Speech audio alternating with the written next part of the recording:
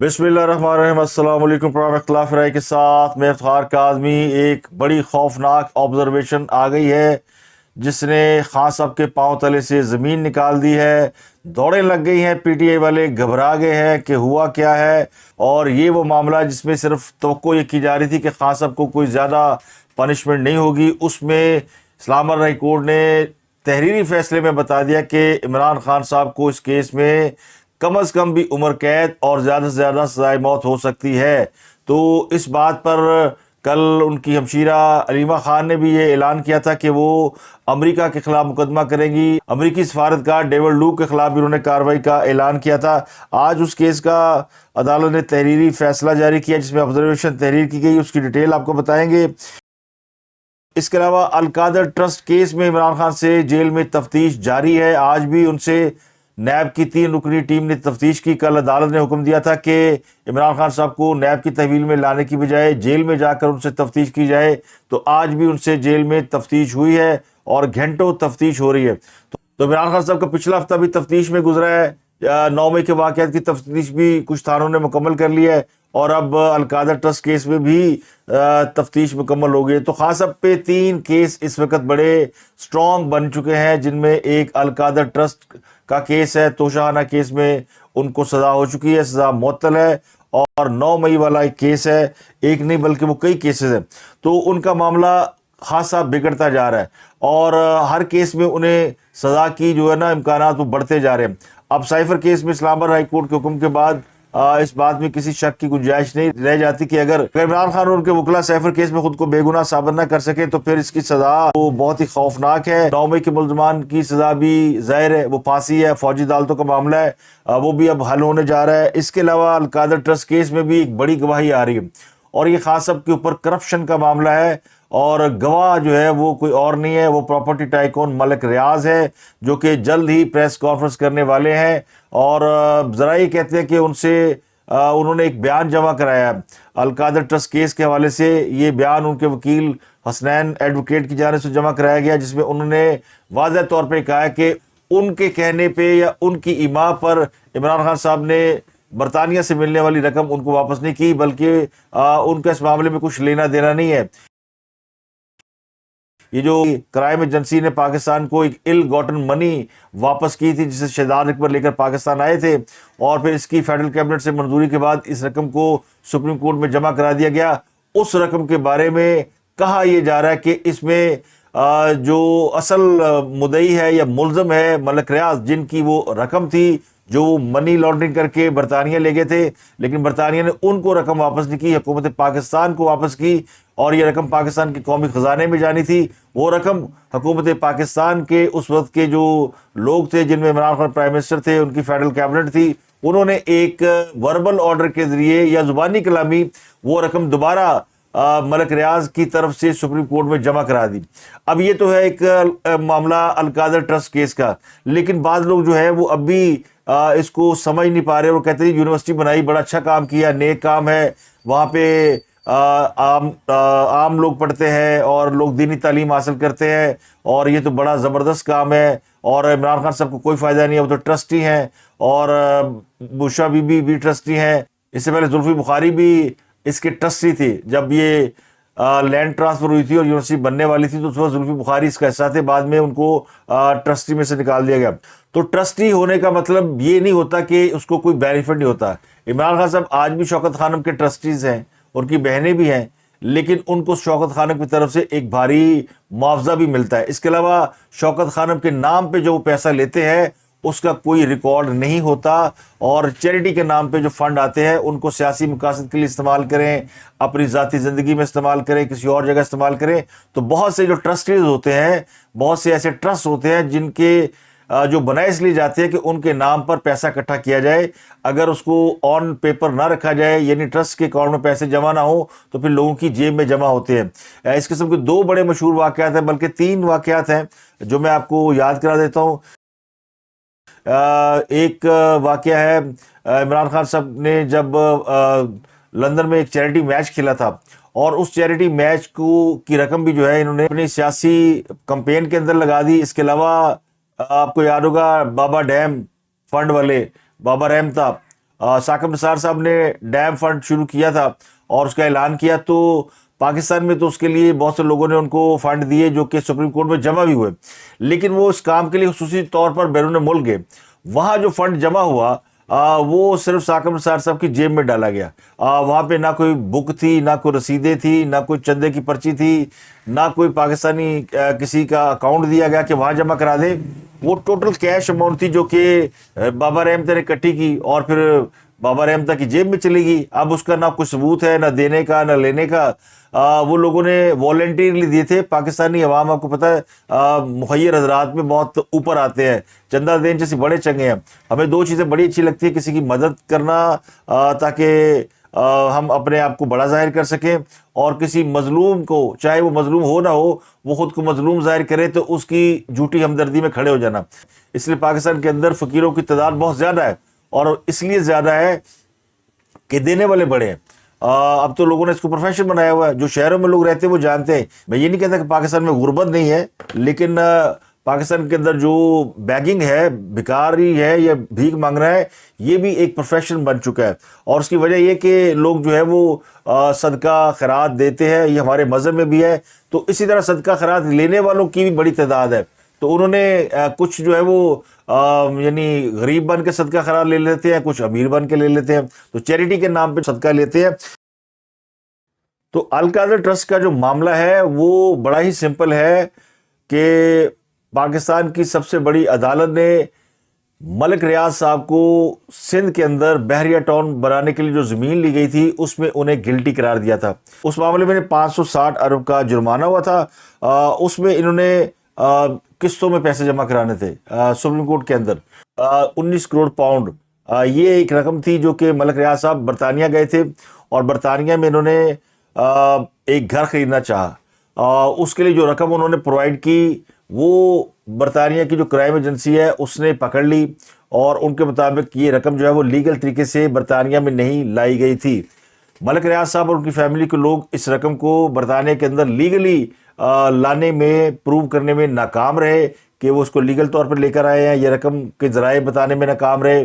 اس کا نتیجہ یہ نکلا کہ برطانیہ نے ملک ریاض صاحب اور ان کی فیملی کو برطانیہ میں بلیک لسٹ کر دیا، اور جو رقم برآمد ہوئی یا رقم جو انہوں نے ریکور کی، وہ رقم انہوں نے حکومت پاکستان کو واپس کرنے کے لیے پاکستان کے جو برطانوی ہائی کمیشن ہے اس سے رابطہ کیا، اور کہا جی آپ کی رقم ہے، اور یہ پاکستان سے غیر قانونی طور پر لائی گئی ہے۔ کس طرح لائی گئی ہے، اس کے ذرائع کیا ہے، یہ نہیں معلوم، تو یہ رقم پاکستان کے قومی خزانے میں واپس جانی چاہیے، ان کے یہاں یہ قانون ہے۔ تو اس پر جو ہے یہ رقم پھر دیکھ کر بہت سے لوگوں کی آنکھوں میں خون اتر آیا ہوگا، لالچ، منہ میں پانی آیا ہوگا، تو انہوں نے کہا کہ اس کو کیسے واپس لیا جائے۔ تو یہ احتساب کے جو روح رواں تھے اس وقت، جو خاص صاحب کے فرنٹ مین شہزاد اکبر، ان کے علم میں یہ کہانی آئی، تو انہوں نے بالا ہی بالا یہ رابطہ کیا ملک ریاض صاحب سے۔ ان کی ایک ملاقات کی بھی تصویریں ہیں۔ اس کے بعد پھر یہ فیصلہ کیا گیا کہ حکومت پاکستان کی جانب سے وہ رقم لی جائے گی، اور اس کا جو ہے اس کو قومی خزانے میں جمع نہیں کرایا جائے گا، بلکہ وہ رقم جو ہے وہ سیدھی سپریم کورٹ میں جمع کرا دی جائے گی۔ تو ایسا ہی ہوا۔ لیکن اس میں جو انلیگل کام یہ ہے کہ اس کے عوض ملک ریاض صاحب سے انہوں نے رشوت لی، اور ملک ریاض صاحب جو ہے وہ یہ بیان دے رہے ہیں کہ مجھ سے پھر رشوت لی گئی، اور میں نے اس کی ریکویسٹ نہیں کی تھی، لیکن مجھے مجبور کیا گیا کہ یہ معاملہ آپ کا ہے اور آپ اس میں گلٹی ہیں، تو آپ اس میں، ہم آپ کے پیسے جمع کرا دیتے، آپ اس میں سے اتنے پیسے میں دے دیں۔ اور ملک ریاض جو ہے وہ رشوت دینے لینے میں مشہور ہے، وہ اس کا انکار نہیں کرے کہ مجھ سے رشوت لی گئی۔ اب اگر وہ یہ ثابت کر دیتے ہیں یا وہ یہ اعتراف کر لیتے ہیں کہ مجھ سے رشوت لی گئی، تو یہ جو القادر ٹرسٹ کی جو زمین ہے یہ پھر رشوت میں لی گئی زمین کے طور پر ثابت ہو جائے گی۔ یہ ہے وہ کرپشن جو عمران خان صاحب نے کی ہے۔ اس بات سے تو کسی کو انکار نہیں کہ اور وہاں پہ جو تعلیم حاصل کر رہے بچے وہ بے قصور ہیں، اور یہ پاکستان کے عوام کے لیے بنایا گیا ایک منصوبہ ہے، لیکن بھائی انلیگل ہے، غیر قانونی ہے، حرام کی کمائی سے بنایا گیا ہے، رشوت کے طور پر لی گئی زمین سے بنایا گیا، کرپشن سے بنایا گیا۔ تو عمران خان پہ یہ کرپشن کا دوسرا کیس، ایک توشہ اور ایک القادر ٹرسٹ کیس۔ عمران خان کی پاپولرٹی تو میٹر نہیں کرتی۔ تو پاکستان کی عوام کی یہ خاصیت ہے کہ وہ ایسے شخص کو جو کہ ریاستی عتاب کا شکار ہو، یا ایسا تاثر دے دیا جائے کہ جیسے ان کو طاقت کے زور پہ کچلا جا رہا ہے، یا ان کو ہٹایا جا رہا ہے یا ان کے خلاف کوئی سرکاری طور پہ کاروائی ہو رہی ہے، لوگ بھی نال کھڑے ہو جاتے ہیں۔ تو پاکستان میں جو سمپتھی فیکٹر ہے نا، ہمدردی کا ایک جو فیکٹر ہے، وہ بہت میٹر کرتا ہے۔ آپ پاکستان کی تاریخ اٹھا کے دیکھیں تو بہت سے لوگ جو ہمدردی کے ووٹ لے کر ایم این اے بن جاتے ہیں، پرائم منسٹر بھی بن جاتے ہیں، اور ان کی پارٹی کئی سال سروائیو بھی کر جاتی ہے۔ اب جناب ذوالفقار علی بھٹو صاحب کو اگر سپریم کورٹ کے ذریعے پھانسی نہ دی جاتی تو بھٹو صاحب کا سیاسی کیریئر مختلف ہوتا، پیپلز پارٹی کی سیاست مختلف ہوتی، لیکن ان کو پھانسی پہ چڑھا کے پیپلز پارٹی کو انہوں نے لازوال بنا دیا، اور بھٹو آج تک زندہ ہے۔ بھٹو صاحب کے اپنے کارنامے بے تحاشا ہے، میں ان کی اس سے کوئی انکار نہیں کر رہا کہ ان کی شاید ان کے قد میں کوئی کمی کی جائے۔ میں ایک انسیڈنٹ کی بات کر رہا ہوں، بھٹو صاحب کو ہمدردی کا ووٹ بہت ملا، اور ایک جنریشن جو کہ بہت چھوٹے بچے تھے جنہوں نے دیکھا کہ بھٹو کو یعنی جیل میں ڈالا گیا، ضیاء الحق بڑا عامر تھا، جابر تھا، ایک پکچر کریٹ ہو گئی، اور اس کے نتیجے میں بھٹو صاحب مظلومیت کی صف میں کھڑے تھے، ضیاء الحق عامریت کی صف میں کھڑا تھا، اور پھر جب اس جنریشن کی کو موقع ملا تو انہوں نے دوبارہ پیپلز پارٹی کو 10-11 سال بعد سلیکٹ کر لیا۔ تو آج بھی یہی ہو رہا ہے، بلکہ 2018 میں بھی یہی ہوا تھا۔ اگر نواز شریف صاحب واپس نہ آتے اور ان کی بیوی کی رحلت نہ ہوتی تو یہ جو ایک ہمدردی کا ووٹ ہے وہ نواز شریف کو نہ ملتا۔ 2018 میں تو نواز شریف صاحب کے خلاف اتنی خوفناک کمپین چلی ہوئی تھی کہ آج جو میڈیا بار بار یہ بات کر رہا ہے کہ جی نواز شریف کے ساتھ زیادتی ہو گئی، نواز شریف کو انصاف ملنا چاہیے، یہ سارا میڈیا، اس میں سے 99% اینکر وہ ہے جو اس وقت نواز شریف کو اس کائنات پر سب سے بڑا مجرم سمجھتے تھے، اور جن کا خیال تھا کہ نواز شریف کو کم از کم پھانسی ہونی چاہیے۔ لیکن وہ جب نواز شریف صاحب واپس آ گئے، انہوں نے اپنی ول شو کی، اور پھر ان کی اہلیہ کا بھی انتقال ہوا، تو نواز شریف کی ایک جو پکچر کریٹ ہوئی، وہ پکچر اتنی سالڈ تھی کہ اس کے بعد ان کی پارٹی کا ایک بھی ورکر نہیں ٹوٹا، ایک بھی ان کا لیڈر جو ہے وہ اپنی پارٹی چھوڑ کر نہیں گیا، اور وہ جو سارا مظلومیت کا فیکٹر ہوتا ہے، ایک ہمدردی کا جذبہ ہوتا ہے عوام کی طرف سے، وہ بھی انہیں ملا۔ اور 2018 میں ان کی پارٹی نے بڑا یعنی اگر دھاندلی نہ ہوتی تو وہ جیت چکے ہوتے، جو ایکچولی حقیقت ہے۔ تو آج بھی یہی کچھ ہو رہا ہے۔ آج بھی اگر آپ دیکھیں تو معاملہ کیا ہے، معاملہ یہ کہ عمران خان بڑا پاپولر ہے، اور اس کی پاپولرٹی میں اس کی گورننس کا کوئی ہاتھ نہیں ہے، اور اس کی پاپولرٹی میں اس کے کام کا کوئی ہاتھ نہیں ہے۔ بس ریاست جو ہے، چونکہ 75 سال میں ریاست کا جو ایک چہرہ بن گیا نا، وہ ماں جیسا نہیں ہے کہ ریاست ہوگی ماں جیسی۔ ریاست کا چہرہ بن گیا ایک ظالم ڈکٹیٹر، جابر اور مرضی کے فیصلے کرنے والا۔ لوگ یہ سمجھتے ہیں کہ ان کی مرضی سے حکومتیں نہیں بنتی، بلکہ ریاست بناتی ہے، اور جس کے ساتھ فوج کھڑی ہو جائے، اسٹیبلشمنٹ کھڑی ہو جائے، وہ اقتدار میں آ جاتا ہے۔ تو یہ ایک یعنی فیکٹر ہے، جو بھی اینٹی اسٹیبلشمنٹ یا ریاست کے مد مقابل کھڑا ہوگا وہ پاپولر ضرور ہوگا، اس کو حکومت ملنا یہ ہے کوشچن مارک، اور یہ بڑا مشکل ہے۔ یہ پاکستان کی تاریخ میں آج تک نہیں ہوا کہ اسٹیبلشمنٹ جس کے خلاف کھڑی ہو وہ دوبارہ اقتدار میں آ جائے۔ تو یہ بات جو ہے پی ٹی آئی کے لوگوں کو جو ہے وہ ہضم نہیں ہو رہی، سمجھ نہیں آ رہی۔ ہر بار ہم یہ دیکھتے ہیں کہ جی بڑا زور ہوتا ہے اینٹی اسٹیبلشمنٹ، لیکن نہیں بات بنتی، اور بہت سارا ایسا ووٹ نکل آتا ہے، بہت سارے ایسے فیکٹر سامنے آتے ہیں کہ جس میں وہ لوگ ہار جاتے ہیں جو اسٹیبلشمنٹ کے خلاف کھڑے ہوتے ہیں، اور جو ان کے ساتھ کھڑے ہوتے ہیں وہ جیت جاتے ہیں۔ تو عمران خان کے حوالے سے اس وقت سچویشن ہے وہ یہ ہے، لوگ یہ نہیں سوچ رہے کہ عمران خان نے کوئی اچھا کام، لوگ یہ بھول گئے ہیں کہ عمران خان کے دور میں کیا کچھ ہوا۔ مہنگائی بے تحاشا ہوئی، پاکستان کی معیشت تباہ ہو گئی، پاکستان سے سرمایہ کار بھاگ گئے، پاکستان سے انٹلیکچوئل بھاگ گئے، برین ڈرین ہو گیا، اتنا کچھ پاکستان کے اندر ہو گیا۔ لیکن وہ چھوٹے چھوٹے کچے ذہن جو ہے نا، وہ صرف یہ سوچ کے کہ نہیں اسی تھے، یعنی ہیرو اور ولن نا، تو ریاست کو ولن کے طور پر جب پینٹ کیا جاتا ہے، یا ریاست کا ایک تصور بن گیا کہ وہ ولن بن چکی ہے، تو جو دوسری طرف ہوتا ہے وہ ہیرو بن جاتا ہے۔ آپ اس طرح کی درجنوں مثالیں میں آپ کو دے سکتا ہوں۔ کہیں پہ وہ پی ٹی ایم والے کھڑے ہو جاتے ہیں، منظور پشتین، تو ان کے جلسے دیکھ لیں، آپ کو لگتا ہے کہ بڑا پاپولر آدمی ہے۔ ماضی میں الطاف حسن کی کھڑا ہو جاتا تھا تو وہ بڑا پاپولر لیڈر لگتا تھا۔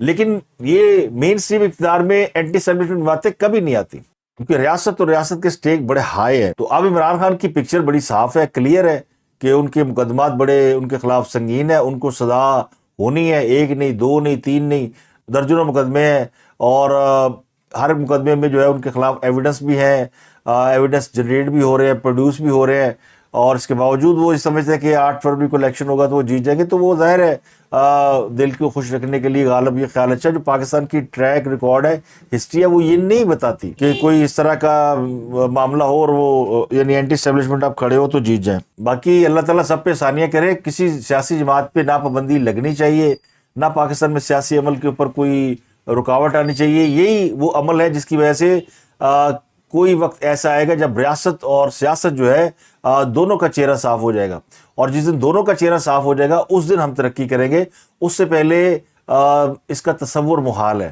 آپ دیکھ رہے ہیں پارٹیاں چہرے بدل گئے ہیں، لوگ جو ہے وہ ادھر سے ادھر چلے گئے ہیں، لیکن وہ لوگ وہی ہے۔